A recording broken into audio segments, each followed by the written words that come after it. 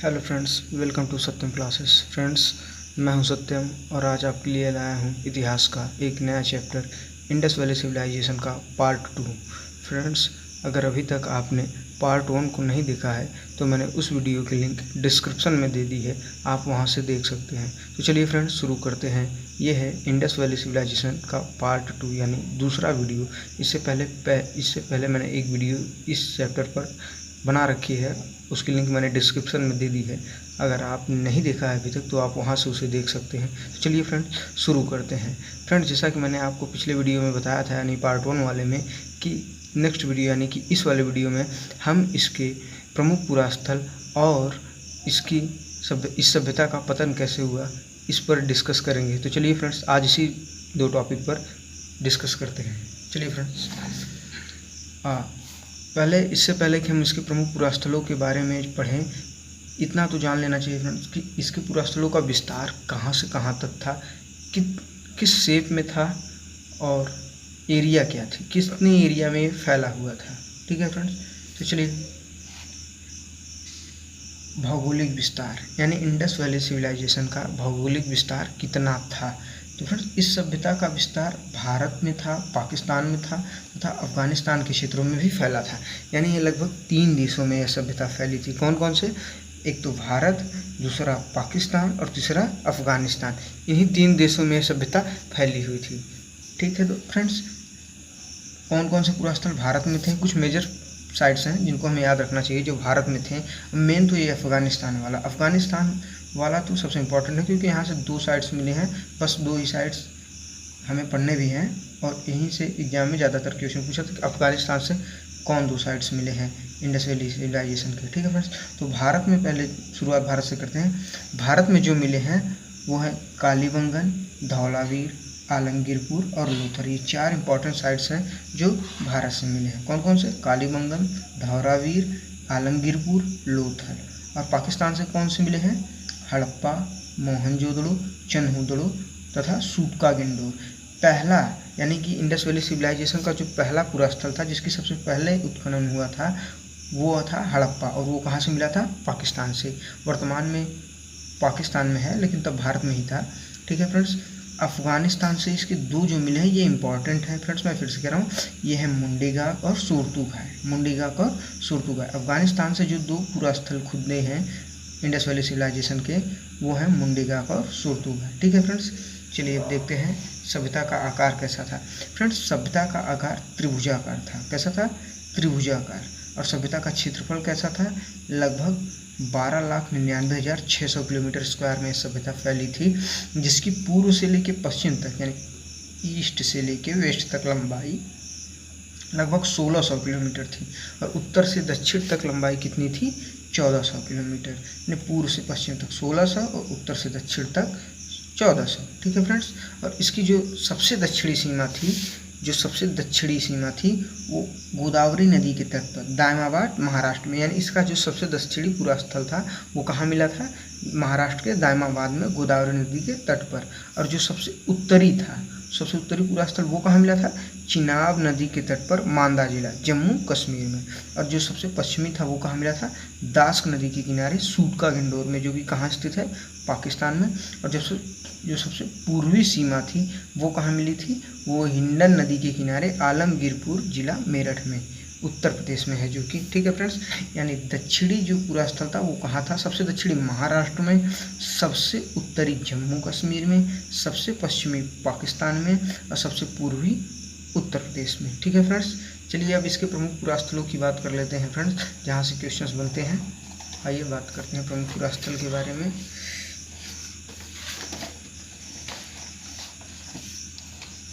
इसका जो सबसे पहला और मुख्य पुरास्थल है वो कौन सा है फ्रेंड्स? वो है हड़प्पा। ठीक है फ्रेंड्स, हड़प्पा। इस सभ्यता से बढ़िया यहाँ पर होगा पुरास्थल लिख लें फ्रेंड्स।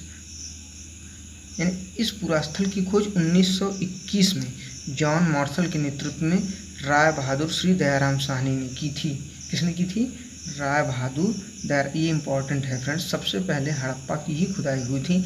राय बहादुर दयाराम साहनी ने इसकी खुदाई करी थी जॉन मार्शल के नेतृत्व में। ये मैंने आपको पहले वीडियो में बताया भी था। और यह कहाँ स्थित है? तो यह पाकिस्तान के पंजाब प्रांत के मोंटीगामरी जिले में रावी नदी के बाएं तट पर स्थित है। ठीक है फ्रेंड्स, पाकिस्तान के पंजाब में, यानी अब जो पंजाब का वो हिस्सा जो पाकिस्तान में आता है उसके मोंटीगामरी जिले में रावी नदी के बाएं तट पर। ठीक है फ्रेंड्स, और इस स्थल से ये इम्पॉर्टेंट है कि क्या क्या मिला है इस स्थल से, प्रमुख कौन कौन से मतलब साक्ष्य मिले हैं।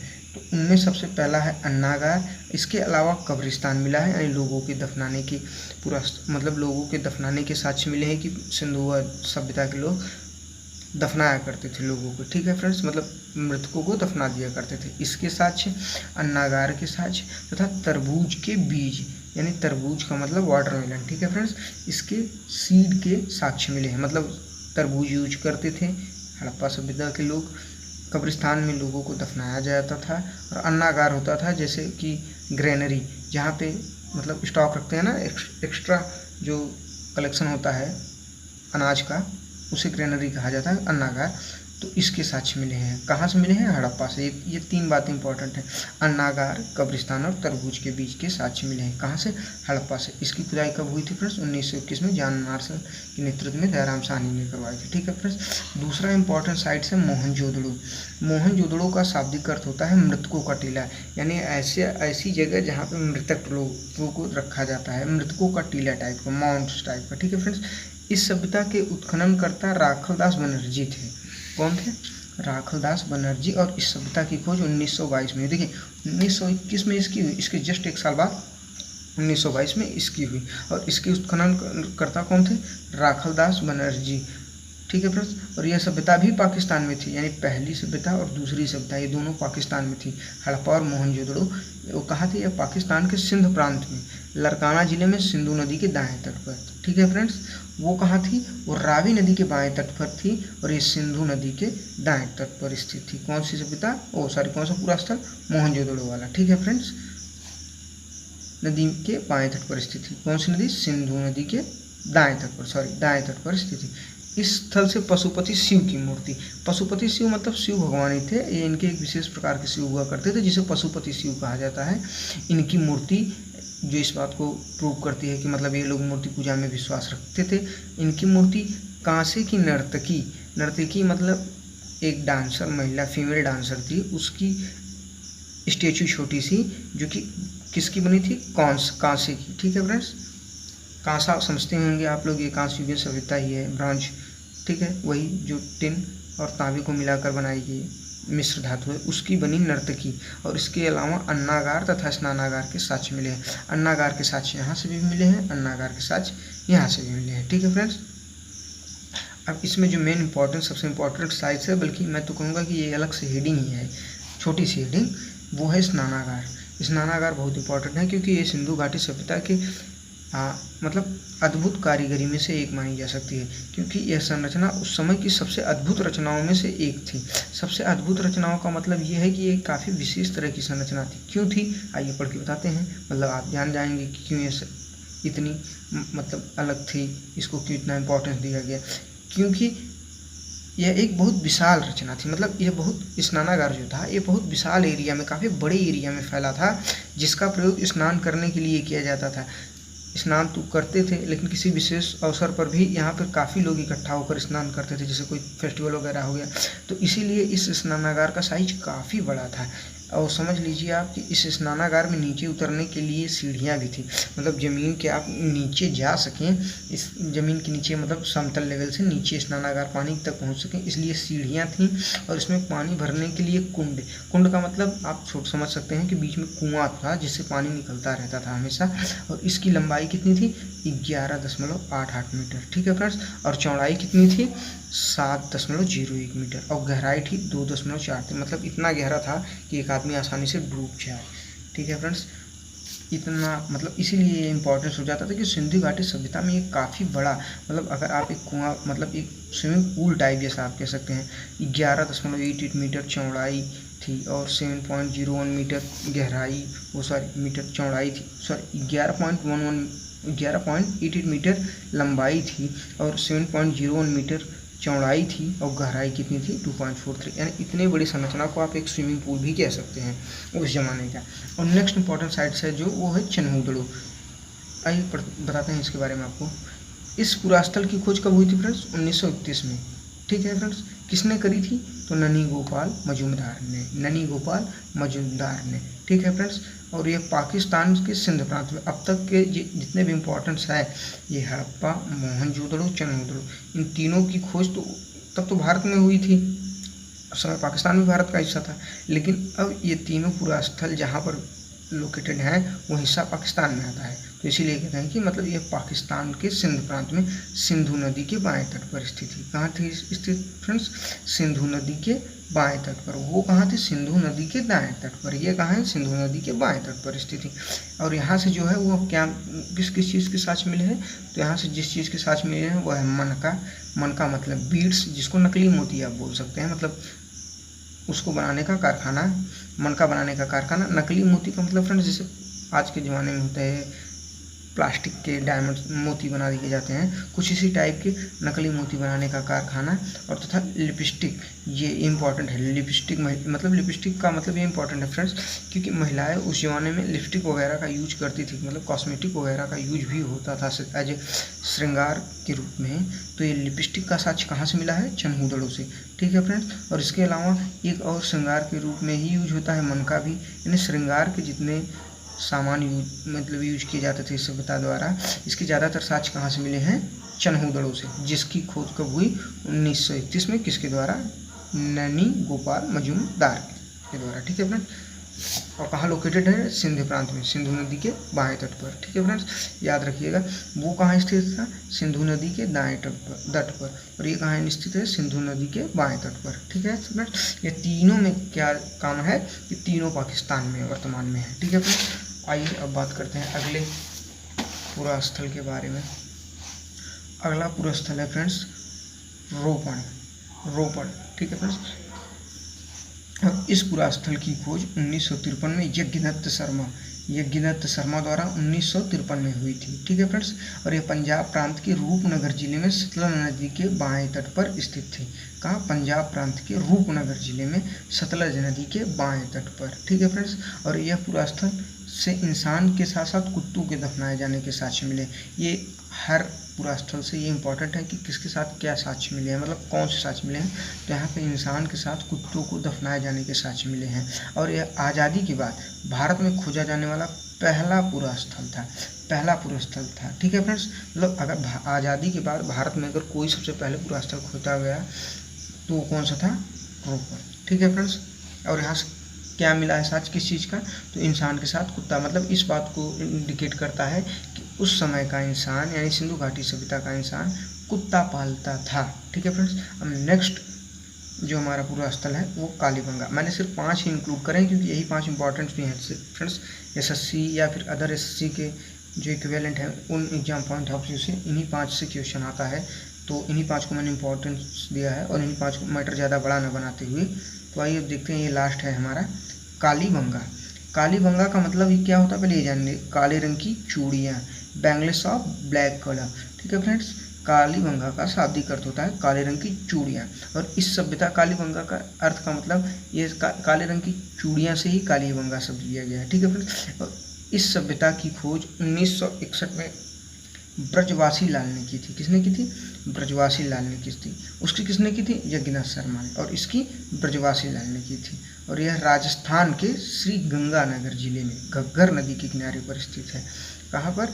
राजस्थान के श्री गंगानगर जिले में घग्गर नदी के किनारे स्थित है। ठीक है फ्रेंड्स, 1961 में खोज हुई थी इसकी। यानी ये पीछे के तीनों कहाँ पे मैंने बताया? पाकिस्तान में। और ये दोनों कहाँ पर है? इंडिया में। ये कहाँ पे है? पंजाब में। ये कहाँ है? राजस्थान में। ठीक है फ्रेंड्स, और इस पुरास्थल से जिस चीज़ के साथ मिले वो क्या है? अग्निकुंड और युग्म समाधान मतलब जोड़े में लोगों को दफनाया जाना। इस तरीके के दो साक्ष्य यानी 2 प्रमाण यहाँ से मिले हैं। अग्निकुंड का मतलब ये कि इस सभ्यता के लोग यज्ञ वगैरह करते थे। अग्निकुंड में तो यज्ञ ही होता है फ्रेंड्स, ऐसे जैसे होता नहीं, आप लोग देखते होंगे पूजा वगैरह में अग्निकुंड में हवन डाला जाता है, तो उसी टाइप का। तो इस पुरास्थल से अग्निकुंड तथा युग्म समाधान के साक्ष्य मिले हैं। मैंने फ्रेंड्स कुछ शॉर्ट में भी मैटर लिख दिया है ताकि आपको आसानी हो जानने में। तो एक मैंने चार्ट बनाया है। चार्ट से बहुत आपको आसानी हो जाएगी, हेल्प हो जाएगी इसको पढ़ने में या याद करने में। 6 पूरा स्थलों को मैंने इंक्लूड करा है इस चार्ट में, और उनके ईयर, कब उनकी खोज हुई, उनका नाम, उनके उत्खननकर्ता कौन थे और उनकी स्थिति क्या थी। ठीक है फ्रेंड्स, तो पहला पूरा स्थल जो है वो 1921 में, मैंने अभी आपको बताया है, चार्ट के माध्यम से फिर से एक बार समझ लेते हैं। 1921 में हड़प्पा सबसे पहले इसी की खोज हुई। कब हुई? 1921 में। क्या नाम है? हड़प्पा। किसने करी? दयाराम साहनी ने। किसके नेतृत्व में? बताया है आपको, जॉन मार्शल के नेतृत्व में। कहाँ स्थित थी? रावी नदी के बाएं तट पर मोंटीगामरी में। कहाँ पड़ता है? पाकिस्तान में। देखिए PAK लिखा है, PAK का मतलब पाकिस्तान। इसके अलावा दूसरा जो है वो कौन सा है? मोहनजोदड़ो। कहाँ से ये कब खुदाया गया? तो 1922 में। किसके द्वारा? राखलदास बनर्जी द्वारा। किसके द्वारा? राखलदास बनर्जी द्वारा। ये कहाँ है? सिंधु नदी के किनारे लरकाना जिला। सिंधु नदी के किनारे लरकाना जिला, जो कहाँ पड़ता है? पाकिस्तान में। तीसरा है चन्हूदड़ो। ये कहाँ पड़ता है? ये चन्हूदड़ो, इसकी खोज कब हुई? 1931 में। किसने कराई? गोपाल मजुमदार ने। कहाँ पर स्थित है? सिंधु नदी के किनारे सिंध प्रांत में। ठीक है फ्रेंड्स, सिंधु नदी के किनारे सिंध प्रांत में। ठीक है फ्रेंड्स, सिंध कहाँ पड़ता है? पाकिस्तान में। ये भी पाकिस्तान में है। ठीक है फ्रेंड्स, और ये चौथा कौन सा है? रोपड़। 1953 में यज्ञदत्त शर्मा ने इसकी खोज करी। 1953 में रोपड़ की यज्ञदत्त शर्मा ने। कहाँ स्थित है? सतलज नदी के बाएं तट पर, जो कि कहाँ है? पंजाब में। और मैंने आपको अभी बताया कि यही तो है जिसकी भारत में आज़ादी के बाद सबसे पहले खोज हुई थी, रोपड़। ठीक है फ्रेंड्स, और नेक्स्ट है कालीबंगा। 1953 में इसकी खोज हुई, जिसकी खोज किसने करी? ब्रजवासी लाल ने। और ये कहाँ है? ये घग्गर नदी के किनारे राजस्थान में, यूपी में। ठीक है फ्रेंड्स, अभी तो मैंने आपको बताया कालीबंगा, काले रंग की चूड़ी। ठीक है, और नेक्स्ट है एक हमारा लोथल, मैंने एक्स्ट्रा इंक्लूड करा है। लोथल इंपॉर्टेंट इसलिए भी है क्योंकि मैंने बताया चावल के साक्ष्य भी मिले हैं और ये बंदरगाह भी हुआ करता था। ठीक है, तो 1954 में लोथल की खोज रंगनाथ राव ने करी थी। किसने करी थी? रंगनाथ राव ने, जो कहाँ स्थित है? भगवा नदी के किनारे गुजरात में। भगवा नदी के किनारे गुजरात में। ठीक है फ्रेंड्स, तो ये थे हमारे कुछ प्रमुख पुरास्थल सिंधु घाटी सभ्यता के। अब बात करते हैं कि इस सभ्यता का पतन कैसे हुआ। हालांकि फ्रेंड्स यहाँ से क्वेश्चन तो नहीं बनते, लेकिन फिर भी जब हम सब ने इतनी बातें जानी हैं तो इसका पतन कैसे हुआ ये जानना जरूरी है। तो आइए बात करते हैं सिंधु सभ्यता के पतन के बारे में। तो सिंधु सभ्यता के पतन के बारे में कोई ठोस जानकारी नहीं है, मतलब इस सभ्यता का पतन कैसे हुआ, सभ्यता कैसे नष्ट हुई, इसके बारे में किसी को कोई खास आइडिया नहीं है। बस इतना गेस किया है कि जैसे यहाँ के ज़्यादातर साइट्स मैंने आपको बताया कि नदियों के किनारे बसे थे। ऐसा माना जाता है कि नदियों में बाढ़ आई होगी और ये सभ्यता बाढ़ की वजह से नष्ट हो गई। तो इस सभ्यता के नष्ट होने का जो ज़्यादातर पुख्ता प्रमाण है, जो ज़्यादातर इतिहासकार मानते हैं, वह बाढ़ ही माना जाता है। इसके अलावा कुछ इतिहासकार ऐसे भी हैं जो इसके पतन का कारण जलवायु परिवर्तन मानते हैं। मतलब उनका मानना यह है कि क्लाइमेट में चेंज हुई भाई, मतलब टेम्परेचर बढ़ा होगा, ह्यूमिडिटी बढ़ी होगी और भी बहुत सारे फैक्टर अफेक्ट किए होंगे, मतलब तो इसी वजह से इस सभ्यता का पतन भी हो गया। मेन यही है जो ज़्यादातर मानते हैं, वो बाढ़ है। ठीक है फ्रेंड्स, कि मतलब इस सभ्यता के पतन का मुख्य कारण बाढ़ है। ठीक है फ्रेंड्स, चलिए फ्रेंड्स रखते हैं, तब तक के लिए धन्यवाद आपका और मिलते हैं नेक्स्ट वीडियो में। फ्रेंड्स वीडियो अच्छी लगी हो तो लाइक कीजिएगा फ्रेंड्स, कमेंट करके बताइए कि ये वीडियो आपको कैसी लगी और शेयर कीजिएगा फ्रेंड्स अपने फ्रेंड्स और स्टडी ग्रुप में। फ्रेंड्स इस चैनल को आपसे रिक्वेस्ट है सब्सक्राइब कर लीजिएगा, आपके सब्सक्राइब करने से हमें मोटिवेशन मिलता है और मतलब मैं और अच्छा करने के लिए प्रेरित होता हूँ। तो चलिए फ्रेंड्स रखते हैं यहीं पे, till then bye bye friends, मिलते हैं नेक्स्ट वीडियो में।